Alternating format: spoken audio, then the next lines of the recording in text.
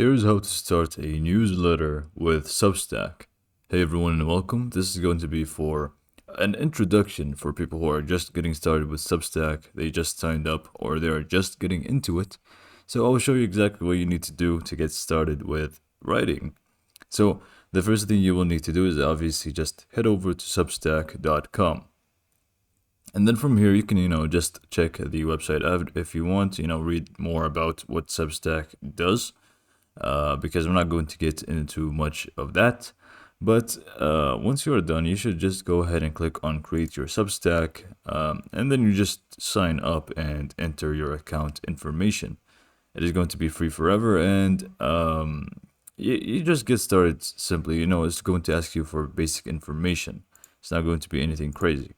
So after that, you go ahead and you should find yourself within a similar space here where you can find your explore, where you can explore plenty of stuff here that you can just subscribe to, whatever, and you get to the home inbox, chat, and so on. But we're not going to be bothered too much by that. What we will need to do is go to dashboard here. So you should find it on the top right. If not, you can find it elsewhere depending on when you are watching this video, because it does update quite often, but usually it's going to be up here. So click on dashboard, and we need to be in a page like this, or this page right here.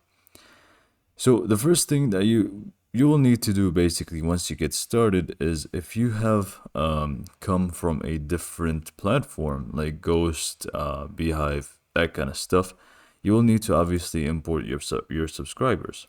So what you should do is go to subscribers here or settings, and then you can go ahead and actually add subscribers, so you can import some from here. And if you hold on, if I am not, I believe subscribers, never mind, it's going to be within settings. Subscribers are just going to allow you to check your subscribers count and that kind of stuff.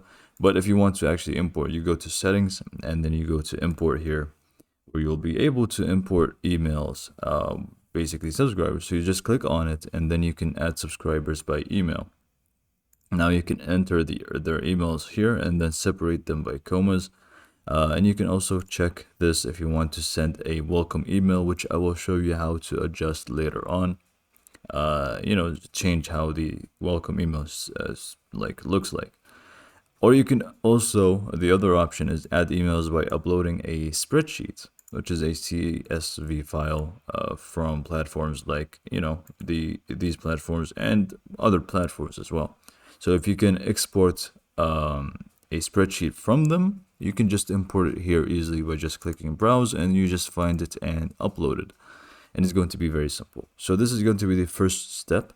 If you do have subscribers. If you don't, then you can freely skip this step. So next up, you will need to go ahead. By the way, the rest here is going to be like stats, recommendations, podcast. These are just going to allow you to see how things are going, and you can check the posts and things like that. But mainly here, we're going to be focusing on the settings, which is going to be the first thing we will need to take time with, and set things up exactly how we want it to be. Like, if we just start from the basics, we've got the publication name. We need to obviously make sure that this is going to be suitable to what we want it to be.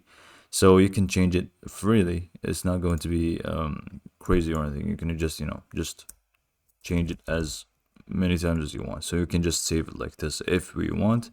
And then you can also add a description, which is going to appear within the welcome page.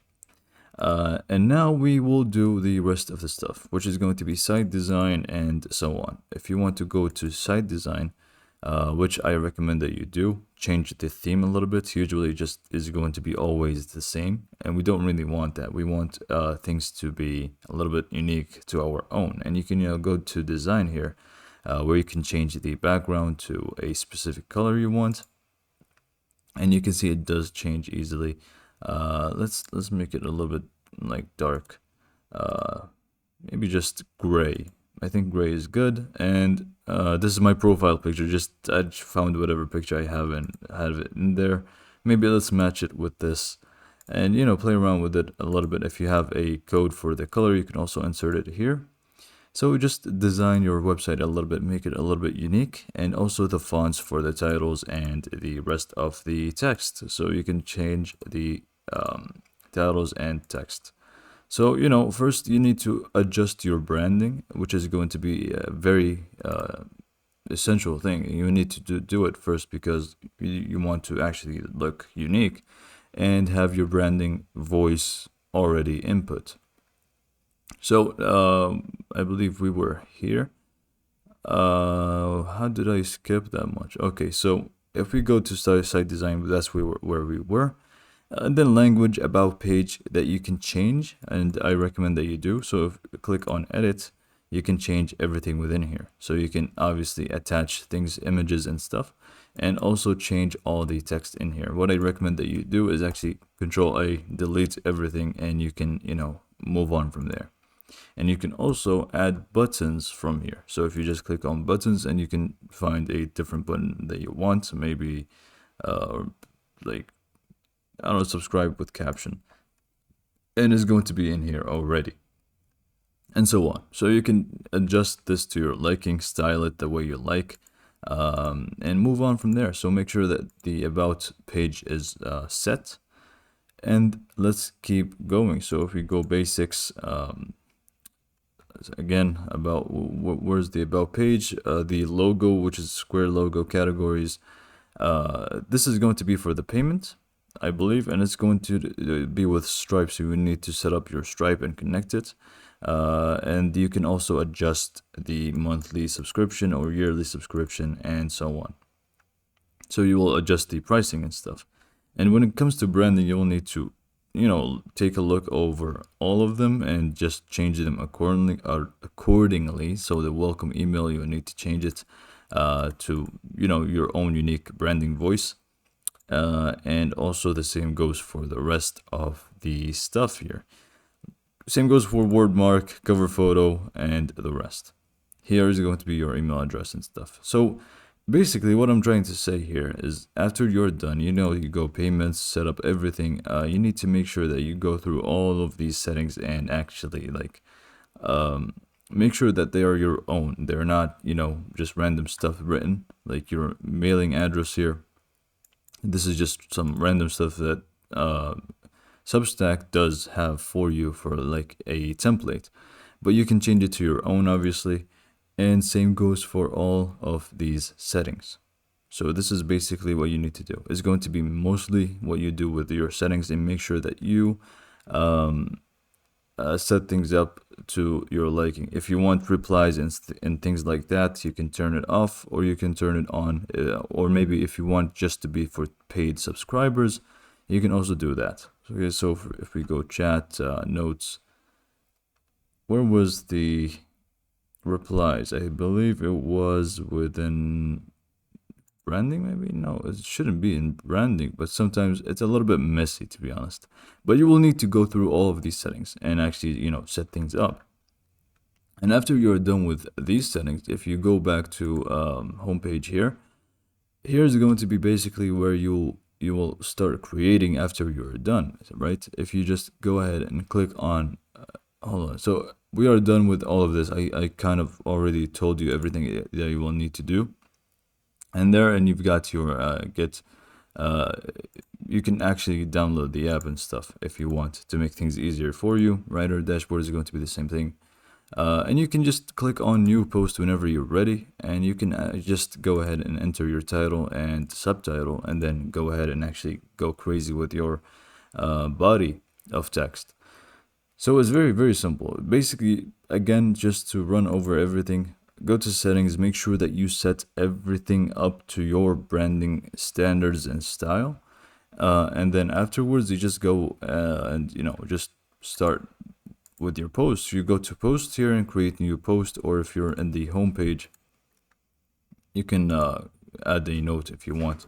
But you can just add any post from within the dashboard like I just showed you, and it's going to be very easy. And this is how to basically start a newsletter. It's not going to be complicated at all. Again, just import your subscribers if you had any, and then set up your payments and set up your branding. that's pretty much it. And by the way, the domain as well, make sure that you set things up. If you have a custom domain, you can set it over here and so on.